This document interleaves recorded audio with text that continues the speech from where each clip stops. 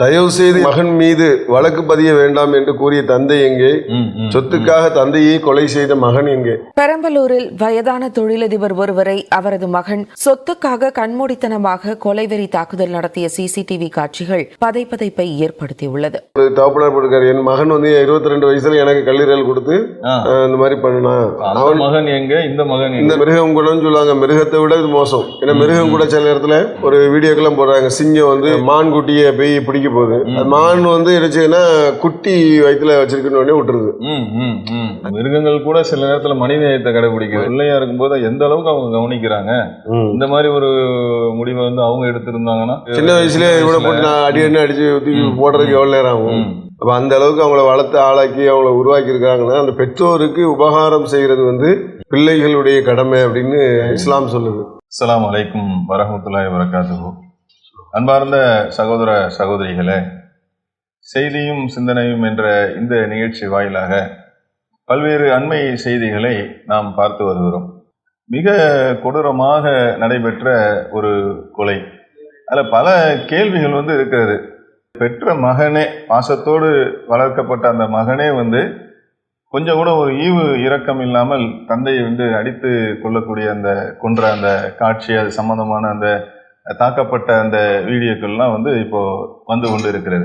இந்த மாதிரி ஒரு மகன் என்று சொல்லக்கூடிய ஒரு நபர் என்னதான் காசு பணத்தின் மீது பற்று இருந்தாலும் எப்படி இதை நீங்க பாக்குறீங்க? எப்படி நடக்கும் அப்படிங்கிறீங்க? ஆமா, அதாவது இது பெரம்பலூர் மாவட்டம் உள்ள கிருஷ்ணாபுரம்ங்கிற ஒரு பகுதியில் இந்த சம்பவம் நடந்திருக்கு. பிப்ரவரி 16ஆம் தேதி அந்த நேரத்தில் தான் ஒரு தந்தைக்கும் மகனுக்குமான ஒரு விஷயம். தந்தை அவர் ஜவ்வரிசி ஆலை பெரிய ஆலை இருக்கிறாங்க. சரி. மகன் அதை பார்த்து கவனிக்கக்கூடிய நிலையில மகன் இருந்திருக்கிறார். சரி. மகன் என்ன பண்ணியிருக்காருன்னா, அந்த ஆலையினுடைய முழு உரிமையும் எனக்கு வேணும் அப்படின்னு சொல்லி தந்தை இடத்துல கேட்டதாகவும், சரி, தந்தை இப்போதைக்கு கொடுக்கக்கூடிய மனநிலையில இல்லாத ஒரு நிலை இருந்த ஒரு சூழ்நிலையிலையும் இதுல ஒரு முத்தி போய் என்ன பண்ணிருக்கிறாருன்னா, தந்தை அமர்ந்திருக்கக்கூடிய அந்த இடத்துல போய் அவரை கடுமையான முறையில தாக்கி இருக்கிறாரு. தாக்குனதுல உடம்பெல்லாம் ரத்தம், வெள்ளை ட்ரெஸ் போட்டுருக்கு, வெள்ளை ட்ரெஸ்ஸே சோப்பு அளவுக்கு மாறுற அளவுக்கு இல்ல, அந்த அளவுக்கு ரத்தம் வருது. அப்ப கூட ஒரு மனிதனை அடிப்படையில ஒரு முதியவரை தாக்குற மாதிரி வெறித்தனமா மோசமான ஒரு நிலையில அந்த பையன் என்ன செஞ்சிருக்கிறான்னா, கடுமையான முறையில தாக்கி உடம்பையே சேதப்படுத்தி ஒரு மோசமான நிலைக்கு கொண்டு போயிட்டான். அது மட்டும் இல்லாம குடும்பத்தார் பிடிக்கும் போதும் கையில கிடைக்கக்கூடிய விளக்கு அது இதெல்லாம் எடுத்து அடிச்சிருக்கிறான். அதே மாதிரி ஹாஸ்பிட்டலுக்கு கார்ல அழைச்சிட்டு போகும்போது கார்ல இருந்து இழுத்து அடிச்சு கீழே தள்ளக்கூடிய அளவுக்கு பண்ணியிருக்கிறான். இதுல என்ன அப்படின்னு சொன்னா, இது இப்போ போதையில சில பேர் என்ன செய்வாங்கன்னா இது மாதிரி செயல்படுவாங்க. ரொம்ப போதை தலைக்கு சொன்னா அவங்களுக்கு தாய் தகப்பன் தம்பி யாருமே தெரியாது. அப்ப அந்த நிலையில இது மாதிரியான ஃபைட்லாம் அது மாதிரி அடிக்கிறது கொலை பண்றதுலாம் நடக்கும். ஆனா இது போதை மாதிரி தெரியல. இது என்னன்னா பண போதை அப்படிங்கிற ஒரு போதை தான். அதாவது குடி போதை இல்லாம பணத்தின் மீது ஒரு போதை. அளவு கடந்த ஒரு பட்டுன்றது அது போதையாக. ஆமா, இது ஒரு பெரிய கம்பெனிக்கு ஓனராக ஆகணும் அப்படின்னு சொன்னா அது ஒரு பெரிய ஆசை, விருப்பம், அதுல பெரிய மதிப்பு, அதுல பொருளாதாரம் எல்லாமே இருக்குல்ல. தந்தைக்கு பிறகு மகனுக்கு தான் வரும், மகனுக்கு தான் வரப்போகுது. தந்தையினுடைய சொத்து மகனுக்கு தான் வரப்போகுது. ஒரு சம்பவம் தெரியும். இப்படி இதுல எது பின்னணி என்னன்னு தெரியல. குடும்பத்தார்ல வேற நண்பர்களோ கெட்ட நண்பர்களோ, அல்லது தந்தை அவருடைய சொத்தை வேற யாருக்காச்சும் கொடுத்துருவாரு, அல்லது அப்படி இப்படின்னு சொல்லி எதையாவது தூண்டி விட்டு அதனால இவரு இதானாரா எப்படின்னு நமக்கு தெரியல. ஆனா இது ஒரு வெறித்தனமான ஒரு செயலா தான் பார்க்கப்படுது. ஒரு மிருக செயலாக மாறிடுது. அதாவது நார்மலான மனிதன் என்ற ஒரு நிலையில சிந்திக்கக்கூடிய நிலை, சிந்திச்சு உணர்ந்து இது தேவை, இது தகப்பனார் என்பது ஒரு பெரிய உயர்வான ஒரு கண்டிப்பா ஒரு பொறுப்பு. சாதாரண இது கிடையாது. உலகத்திலேயே தாய் தந்தை என்பது ஒரு பெரிய உயர்ந்த ஒரு நிலையில உள்ளது. இந்த பையன் பேர் சக்திவேலு, அவர் பேர் குழந்தைவேலு, தந்தை பேர். அந்த சக்திவேல் பிறக்கும் போது அவர் எவ்வளவு சந்தோஷப்பட்டிருப்பாரு. கண்டிப்பா. சின்ன குழந்தையா இருக்கும் போது பிறந்து வளர்ந்து ஆளாக்கி கம்பெனியே பார்க்கக்கூடிய நிர்வாகம் பண்ற ஒரு நிலையை தான் கொடுத்துருக்கிறாரு. அவருக்கு எப்போ சாட்டிஸ்பேக்ஷன் ஆகுதோ அப்பதானே முழுசா ஒப்படைப்பாரு. இன்னும் கொஞ்சம் பயிற்சி எடுக்கணும்னு நினைச்சிருக்கலாம். இருக்கலாம்.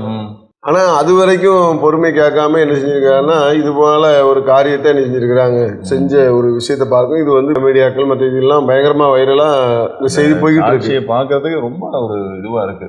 பெரம்பலூரில் வயதான தொழிலதிபர் ஒருவரை அவரது மகன் சொத்துக்காக கண்மூடித்தனமாக கொலைவெறி தாக்குதல் நடத்திய சிசிடிவி காட்சிகள் பதைப்பதைப்பை ஏற்படுத்தியுள்ளது.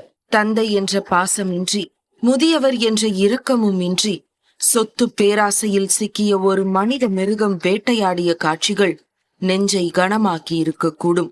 ரத்தம் பீரிட்டதையும் பொருட்படுத்தாமல் ஆத்திரத்தில் எட்டி உதைக்க அந்த முதியவர் சோஃபாவில் சாய்வதை பார்க்க மனம் பதைப்பதைக்கிறது. பெரம்பலூர் அருகே உள்ள கிருஷ்ணாபுரம் கிராமத்தை சேர்ந்தவர் அரிசி ஆலை உரிமையாளர் குழந்தை வேலு. அவருக்கு சொந்தமாக சேலம் மாவட்டம் ஆத்தூரில் உள்ள ஜவ்வரிசி ஆலையை அவரது மகன் சக்திவேல் கவனித்து வந்துள்ளார். ஆனால் நிர்வாகம் தந்தையின் கட்டுப்பாட்டில் இருந்ததால் சக்திவேல் தனக்கு உரிமை வழங்கும்படி தொடர்ந்து கேட்டுள்ளார்.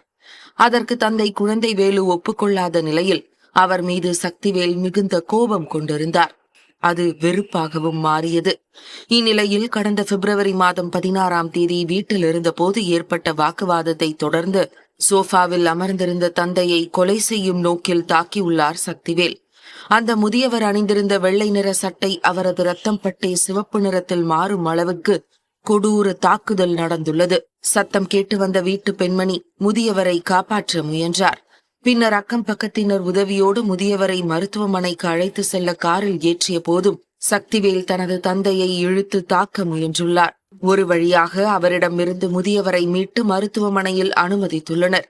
போலீஸ் விசாரணையில் மகன் தாக்கியதை தெரிவித்த குழந்தை வேலு அந்த மனநிலையிலும் சக்திவேல் மீது வழக்கு பதிய வேண்டாம், விசாரிக்கவும் வேண்டாம் என எழுதி கொடுத்ததாக கூறப்படுகிறது.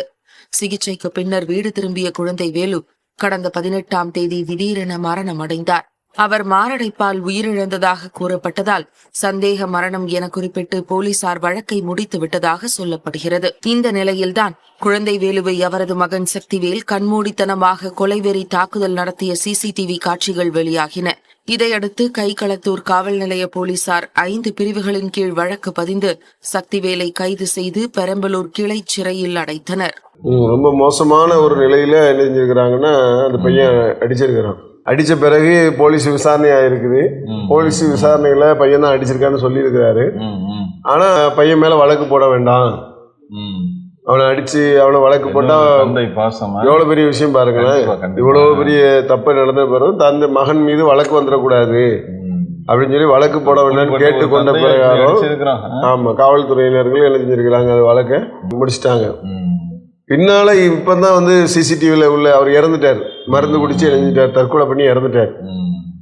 அப்ப இறந்த பிறகுதான் என்னதுன்னா அந்த செய்தி இந்த சிசிடிவில வந்ததுனாலதான் இப்ப எல்லா மக்களுக்கும் தெரிஞ்சு திரும்ப வழக்கு பதிவு பண்ணி அவனை கைது பண்ணியிருக்கிறாங்க.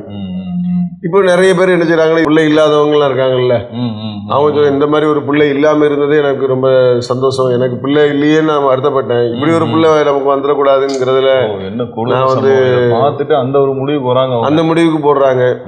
தயவு செய்து மகன் மீது வழக்கு பதிய வேண்டாம் என்று கூறிய தந்தை எங்கே, சொத்துக்காக தந்தையை கொலை செய்த மகன் எங்கே? அது சரி, எப்படி பாருங்க. இது வந்து எப்படின்னா சொல்லுவாங்கல்ல, கத்த மனம் பித்து பிள்ளை மனம் கல்லு அப்படிம்பாங்கல்ல.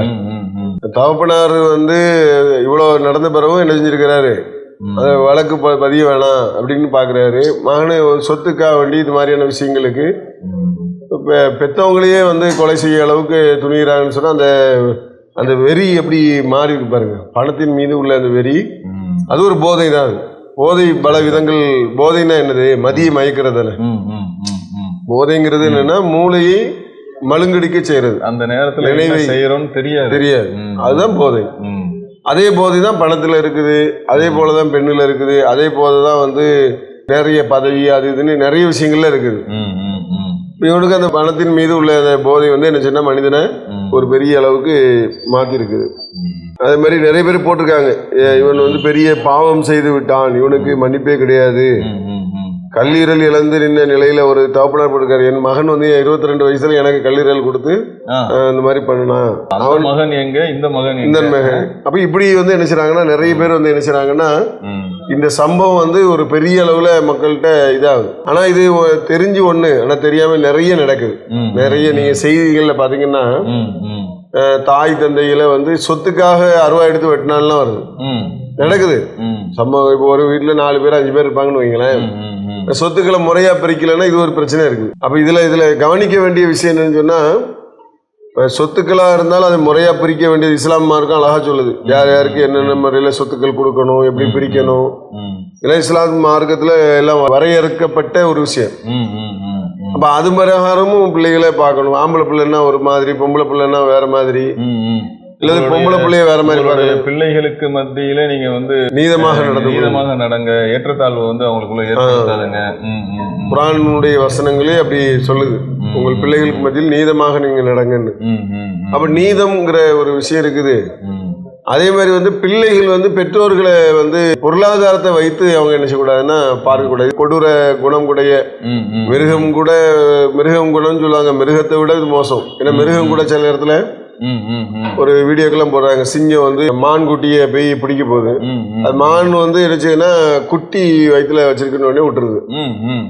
மிருகங்கள் கூட சில நேரத்துல மனித நேயத்தை கடைபிடிக்கிறது. அது பெரிய மனித நேயத்தை கடைபிடிக்கிற அளவுக்கு அதுக்குடைய குணங்கள் கூட மாறுது. ஆனா மனிதன் வந்து மிருகத்தை விட கேவலமா போடுறான் அப்படிங்கிறது இந்த சம்பவம் வந்து நமக்கு ஒரு விஷயமா இருக்குது. இந்த உலகத்துல வாழ்ந்து மரணிக்கக்கூடிய காலகட்டத்துல எல்லாமே ஒரு சோதனை தான். பொருளாதாரம் அது இது எல்லாமே ஒரு சோதனையான ஒரு விஷயம் தான் இது. ஆனா அதன் மீது நாட்டம் கொண்டு பெற்றோர்களையே கொலை செய்யற அளவுக்கு போறாங்கன்னு சொன்னா எவ்வளவு பெரிய அநியாயம், அக்கிரமம் பாருங்க. இஸ்லாம் மார்க்கம் சொல்லுது, நபிகள் நாயகம் அவங்கள்ட்ட வந்து ஒருத்தங்க வந்து கேட்டாங்க, இந்த உலகத்திலேயே நான் அதிகமாக கடமைப்பட்டது யாருக்கு அப்படின்னு சொல்லி கேட்டாங்க. அப்ப நபிகள் நாயகம் ஸல்லல்லாஹு அலைஹி வஸல்லம் சொன்னாங்க, உன்னுடைய தாய்க்கு அப்படின்னாங்க.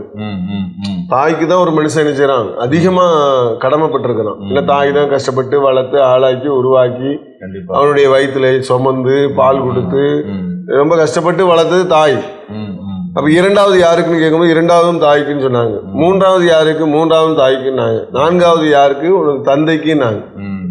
அப்ப தாய் தாய் தாய் தந்தை, உலக மனிதர்களிலேயே ரொம்ப முதன்மையானவர்கள் என்பவங்க பெற்றோர்கள் தான் அப்படின்னு இஸ்லாம் சொல்லுது. அப்ப பெற்றோர்களுக்கு உபகாரம் செய்யறது வந்து மிகப்பெரிய ஒரு பாக்கியமான ஒரு விஷயம்னு இஸ்லாம் சொல்லியிருக்குது. பெற்றோரை நோக்கி சி உப்பு என்ற ஒரு வார்த்தையை கூட நீங்க சொல்லிடாதீங்க, சீன் கூட ஒரு வார்த்தை சொல்லிடாதீங்க. அவங்க சிரமப்பட்டு என்ன செஞ்சிருக்காங்க, உங்களை வளர்த்துருக்கிறாங்க. அப்ப இப்படி வந்து பெற்றோர்கள் தான் ஒரு மனிதனுக்கு முதன்மையானவர்கள். கண்டிப்பா வயோதிக பருவத்தை அடைந்து விட்டால், அவங்க வயசான நிலையை அடைஞ்சிட்டா அவங்கள சீன் கூட சொல்லிடாதீங்க, அவங்கள விரட்டிடாதீங்கன்னு சொல்லுது குர்ஆன். அவங்க இருவருக்காகவும் சிறகை தாழ்த்துங்குது. தாய் தந்தையர்களை கவனிக்கிறதுல வயசான காலத்துல அவங்க வந்து இன்னும் கொஞ்ச நாள்ல தான் வாழ போறாங்க. சரி, ஒரு 70 வயசுன்னு வைங்களேன், இன்னும் கொஞ்ச நாள்ல மரணிச்சிருவாங்க. ஒரு 60 வயசுனா கொஞ்ச நாள்ல மரணிச்சிருவாங்க. கொஞ்ச நாள் கழித்து நம்மளை விட்டு பிரிந்து போகக்கூடிய நிலையில தான் அவங்க இருக்கிறாங்க. இது உலகத்தினுடைய விதி. அதை ஏற்றுக்கொண்டுதான் ஆகணும் மனிதன். இருக்கக்கூடிய காலத்துல அவங்க பெற்றோர்களுக்கு நல்ல உபகாரம் செய்து நல்லபடியாக வாழ்ந்தக்கூடிய நிலை இருந்தா எவ்வளவு பெரிய பாக்கியம். குழந்தையா இருக்கும்போது, பிள்ளையா இருக்கும்போது எந்த அளவுக்கு அவங்க கவனிக்கிறாங்க. இந்த மாதிரி ஒரு முடிவை வந்து அவங்க எடுத்திருந்தாங்கன்னா அது ஒண்ணு எவ்வளவு சிரமப்படுத்துற. சின்ன வயசுல இவ்வளவு போட்டு நான் அடிச்சு தூக்கி போடுறதுக்கு எவ்வளவு நேரம் ஆகும் இல்லையா? அப்ப அந்த அளவுக்கு அவங்கள வளர்த்து ஆளாக்கி அவங்கள உருவாக்கி இருக்காங்கன்னா அந்த பெற்றோருக்கு உபகாரம் செய்யறது வந்து பிள்ளைகளுடைய கடமை அப்படின்னு இஸ்லாம் சொல்லுது. இதை அவங்க நடைமுறைப்படுத்தாததனுடைய விளைவுதான் பெற்றோர்களை என்ன செய்யணும், இது மாதிரியான உதாசீனப்படுத்தி அடித்து கொடுமை செய்யக்கூடிய ஒரு நிலையை நம்ம பார்க்கிறோம். அப்போ இளைஞர்களுக்கு மத்தியில இந்த கருத்துக்களை கொண்டு போகணும். பெற்றோர்களை பராமரிக்கிறது குறித்த விஷயங்களை அதிகமாக நம்ம கொண்டு போய் சேர்க்க வேண்டும்.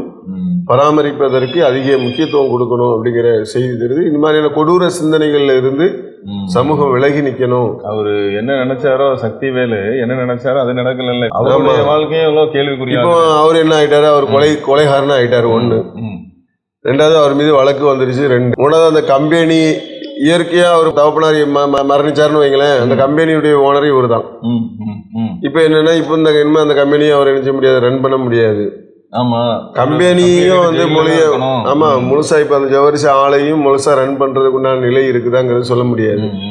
இளைஞர்களுக்கு வந்து மிகப்பெரிய கெட்ட முன்னுதாரணமா இந்த சக்திவேல் என்றவர் இருந்திருக்கிறாரு. இப்ப இந்த சம்பவத்தை வந்து முன்னிட்டு இளைஞர்களுக்கு நீங்க சொல்லக்கூடிய செய்தி, அவங்களுக்கான ஆலோசனை கருத்துகள்.